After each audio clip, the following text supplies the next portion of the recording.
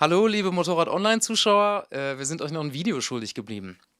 Die Präsentation ist schon ein paar Tage her, aber wir sind die Triumph Scrambler 1200 jetzt endlich im Test gefahren.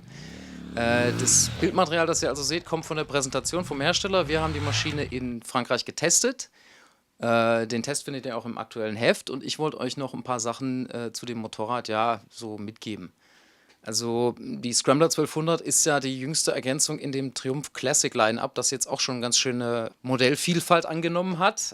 In dieser Variante jetzt also eine echte, es ernst meinende Enduro in klassisch. Ernst meinend heißt also 21 Zoll Vorderrad, wie bei einer Afrika Twin, 250 mm Federweg vorne und hinten in den Stereo-Federbeinen, im Falle der Cross Extreme Variante XE. Das also auch echte Enduro-Federwege. Und ja, so Enduro-Intarsien, also griffige Fußrasten, Motorschutzplatte, ja, und natürlich den hochgezogenen Scrambler-Auspuff nicht zu vergessen, so stilbildendes Element. Für mich hat das bei der Präsentation und als wir das Motorrad auf der Messe gesehen haben, einige Fragezeichen ausgelöst, weil ich mir dachte, Mensch, eine 1200er Retro-Enduro mit über 90 PS und wahrscheinlich 230 Kilo.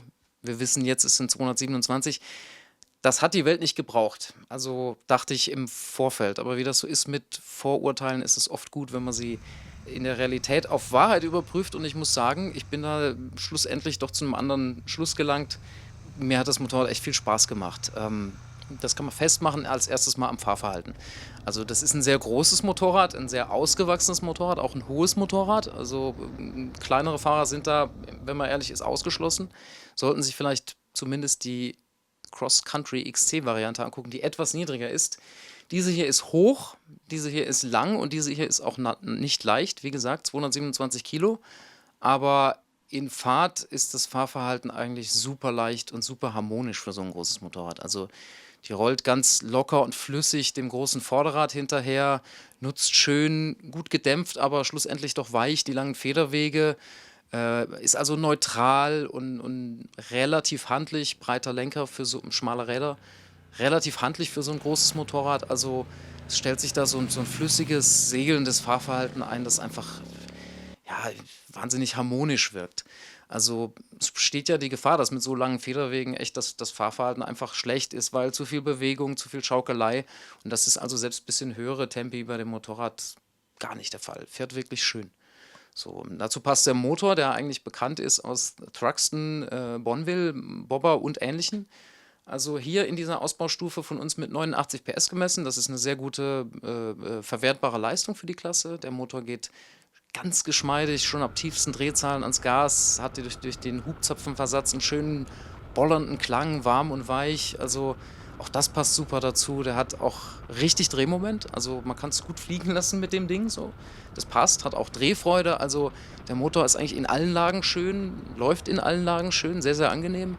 Ja, Gasannahme je nach Fahrmodus, also von weich und angenehm bis spritzig, so. Also auch das sehr stimmig.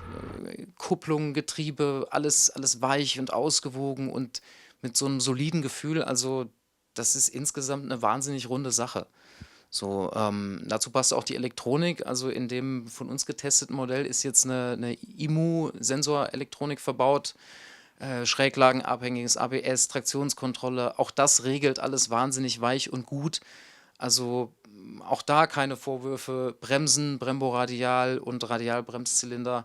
Feines Gefühl. Der initiale Biss könnte vielleicht dem einen oder anderen ein bisschen kräftiger sein, aber die Verzögerungswerte von dem Motorrad sind auch super, weil natürlich hilft die Geometrie bei so einer Hardware. Da steigt kein Hinterrad, sondern wir blenden es euch vielleicht ein. Also bei der Vollbremsung verschiebt dieses Motorrad sein ganzes Gewicht nach vorne, taucht tief ein, aber bleibt unten, sodass also schlussendlich aus 100 ein Bremsweg von unter 40 Metern möglich ist. Das ist ja Sportmotorradniveau. Also kein Teil an der Hardware an diesem Motorrad lässt sich unter normalen Gesichtspunkten irgendwas vorwerfen. So. Es gibt natürlich Motorräder, die sportlicher fahren, die mehr Rückmeldung bieten. Der Metzler Tourance ist ein anständiger Reifen, aber kein super Grip-Reifen. Aber das will man dem Motorrad eigentlich gar nicht vorwerfen, weil es will kein Sportmotorrad sein und das ist auch okay so. Sehr, sehr stimmig unterm Strich. Was es vielleicht sein wollte, ist eine echte Enduro. Triumph hat da ja ziemlich auf die Kacke gehauen, wenn man so will. Also Präsentation mit Flat-Track-Rennen und Enduro-Einlage und Sprünge im Video. Also, die wollte ja eine echte Enduro sein und wir haben das dann überprüfen müssen, mehr oder weniger. Ähm, Mal abgesehen davon, dass kein normaler Mensch mit so einem Motorrad, an dem so viel Bürst-Aluminium und feine Lackteile sind, jemals in hartes Gelände fahren werden will. Wir haben es ausprobiert und es geht auch.